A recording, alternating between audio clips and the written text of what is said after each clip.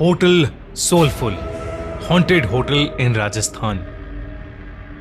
3 दोस्त पीयूष, विकास और अमित राजस्थान के एक छोटे से गांव छीत्री आए थे। वो लोग अपने बिजनेस के लिए उस गांव में फैक्ट्री डालना चाहते थे, क्योंकि उस गांव में जमीन और मजदूर दोनों ही काफी सस्ते थे।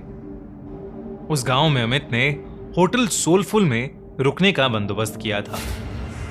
होटल सोलफुल एक छोटा सा होटल था। कोई आलिशान पत्थर नहीं थे उसमें, बस ईंट से बनी सफेद रंग की एक मंजिला इमारत और नीचे खाने का एक वेज रेस्टोरेंट, जिसमें भी टेबल और दरवाजों पर धूल लगी हुई थी, जैसे वहां का चूल्हा हफ्तों से जला ही नहीं था। जैसे ही वो लोग होटल पहुंचे तो उन्होंने देखा कि वहां कोई स्टाफ ही नहीं था। बस वॉचमैन के नाम पर एक बूढ़े से चाचा बैठे थे जो अपनी बीड़ी पी रहे थे। पीयूष और विकास दोनों ही अमित को डांटने लगे, क्योंकि होटल बुक करने की जिम्मेदारी अमित की थी और वो होटल एकदम थर्ड क्लास लग रहा था। उनकी बातों को सुनते हुए वो वॉचमैन चाचा उन तीनों के पास हंसते हुए आए और उनसे पूछने लगे कि क्या वो होटल सोलफुल में ही रुकने वाले हैं। उन तीनों ने सर हिलाकर हां कहा और चाचा जोर से हंस पड़े। हंसते हंसते ही फिर उन्होंने चलना शुरू किया और कुछ गुनगुनाते हुए वहां से चले गए। उन तीनों ने उस वॉचमैन चाचा को पागल समझकर उनकी बात पर ध्यान नहीं दिया। तभी रिसेप्शन पर एक आदमी आया, छोटे कद का, घनी मूंछों वाला। उसने उन्हें रूम की चाबी दे दी। वो लोग ऊपर अपने कमरे में गए, अपना सारा सामान रखा और कुछ देर आराम करने लगे। पीयूष को अचानक प्यास लगने लगी और रूम में पानी नहीं था। पीयूष पानी लेने के लिए जैसे ही रूम के बाहर निकला, उसे पायल की एक झंकार सुनाई दी। ऐसी आवाज जैसे कोई पायल पहने भाग रहा हो। पीयूष घबरा गया। उसको यह बात बेहद अजीब लगी, क्योंकि उस होटल में कोई और नजर नहीं आ रहा था। अब उसके फ्लोर के कॉरिडोर के एंड से पायल की आवाज के साथ साथ एक जवान लड़की की हंसने की आवाज भी आने लगी।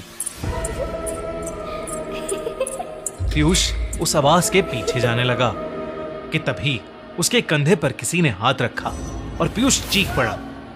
पीछे रिसेप्शनिस्ट पानी लेकर खड़ा था। पीयूष ने अपनी बौखलाहट में उस रिसेप्शनिस्ट को डांटा और पानी लेकर वापस अपने रूम में चला गया। देर रात विकास रूम के बाहर होटल की बालकनी में खड़ा अपनी गर्लफ्रेंड से बात कर रहा था। उस बालकनी से हाईवे का लंबा रास्ता साफ दिखाई देता था। अचानक उस रास्ते पर एक एक्सीडेंट होता हुआ दिखा। विकास चौंक गया। वो नीचे दौड़ लगाने के लिए जैसे ही मुड़ा तो उसके पीछे सफेद कुर्ते में एक बूढ़ा आदमी खड़ा था। उस आदमी की लंबी सी सफेद दाढ़ी थी और मुंह पर ढेर सारी झुर्रियां थीं। विकास उस आदमी को देखकर घबरा गया था, क्योंकि वो आदमी सिर्फ हाईवे की ओर देखकर मुस्कुरा रहा था। फिर अचानक से उसने विकास को देखा और उसने हंसना बंद कर दिया। वो आदमी जैसे ही विकास की ओर बढ़ा, विकास डर कर अपने रूम में आ गया। रूम में आकर जब उसने अपने रूम की खिड़की से उस हाईवे पर देखा तो वहां कोई एक्सीडेंट नहीं हुआ था। अगले दिन तीनों फैक्ट्री की साइट देखने के लिए निकले, लेकिन गाड़ी शुरू होकर थोड़ा आगे ही बढ़ी थी कि अचानक बंद पड़ गई। दोस्तों, खूनी मंडे की थ्रिलिंग स्टोरीज के साथ साथ एंजॉय करने के लिए कोई बस या सवारी भी नहीं थी, तो उन तीनों ने रिसेप्शनिस्ट के कहने पर शहर से एक मैकेनिक को बुलाया। 3 घंटे बाद जब मैकेनिक आया तो उसने थोड़ी देर तक गाड़ी को देखने के बाद कहा कि गाड़ी को वर्कशॉप ले जाना होगा। वो तीनों मैकेनिक के साथ ही टो करने वाली गाड़ी में चले गए और साइट पर उतर गए। साइट देखते देखते शाम हो गई थी। उनको मैकेनिक का कॉल आया कि उनकी गाड़ी पूरी तरह से बिगड़ चुकी है और वो कब तक बनेगी कहां नहीं जा सकता। अब उन्होंने वापस जाने के लिए एक ट्रक वाले से बात की और उस ट्रक वाले को होटल पर खाना खिलाने का लालच दिया। लेकिन जब उन्होंने उस ट्रक वाले के सामने होटल सोलफुल का नाम लिया, तब वो ट्रक वाला बेहद घबरा गया। उस ट्रक वाले ने उन्हें बताया कि होटल सोलफुल में भूतों का बसेरा है। उसने कहा कि होटल सोलफुल एक कब्रिस्तान पर बनाया गया था। एक नहीं बल्कि 100 से भी ज्यादा भूत वहां रहते हैं और इसलिए वहां कोई भी नहीं जाता। पीयूष और विकास के साथ हुए हादसों ने उन्हें सोचने पर मजबूर तो किया, पर अमित भूत प्रेत और सुपर नेचुरल चीजों में नहीं मानता था। उसने ये बात रफा दफा कर दी और ट्रक ड्राइवर से कहा कि वो उन्हें होटल से थोड़ा दूर ही उतार दे। बहुत मनाने के बाद वो ट्रक वाला मान गया और वो तीनों जैसे तैसे होटल पहुंचे। देर रात हो चुकी थी और तीनों कमरे में आराम कर रहे थे। अमित भी लेटे लेटे अपने फोन से खींची फोटोज देख रहा था, लेकिन अचानक वो उठकर बैठ गया। ऐसा लग रहा था जैसे उसके होश ही उड़ गए हों। उसकी तस्वीरों में उनके ही कमरे में कई सारे बच्चे दिखाई दे रहे थे। वो बच्चे शायद जो उस होटल में बसे भूत थे। अमित के हाथ पांव ठंडे पड़ गए।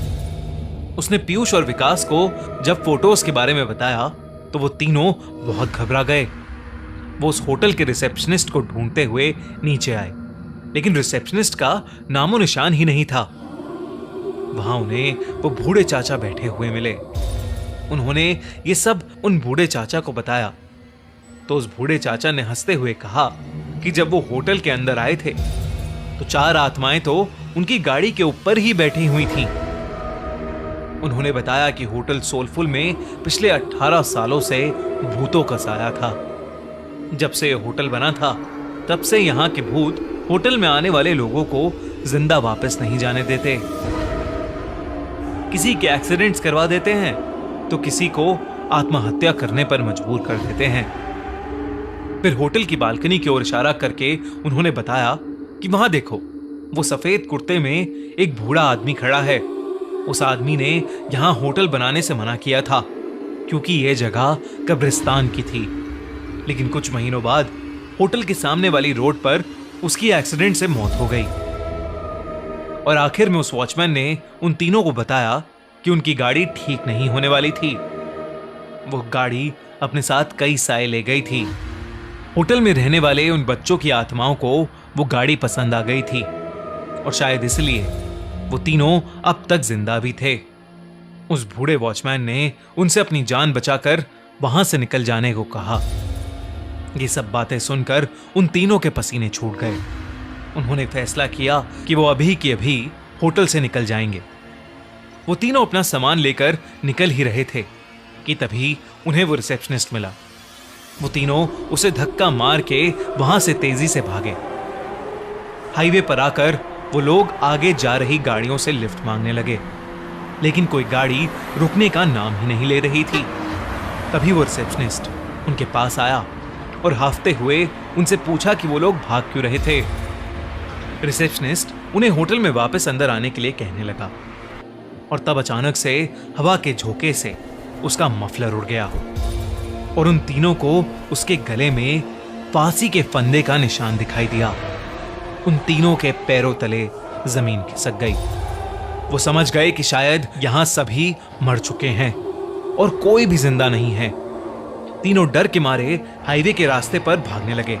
भागते भागते जब कुछ दूर तक पहुंच गए तो उन्होंने पीछे पलट कर देखा। हवा में कई सारे भूत उस होटल के चक्कर लगा रहे थे और रोड पर खड़े वो वॉचमैन और रिसेप्शनिस्ट उन्हें देखकर अजीब तरीके से मुस्कुरा रहे थे। चीतरी गांव के बारे में बात करने से आज भी वो तीनों बेहद घबराते हैं। उनकी जान तो बच गई, पर जिंदगी भर के लिए उनके मन में उस जगह का डर बैठ गया था।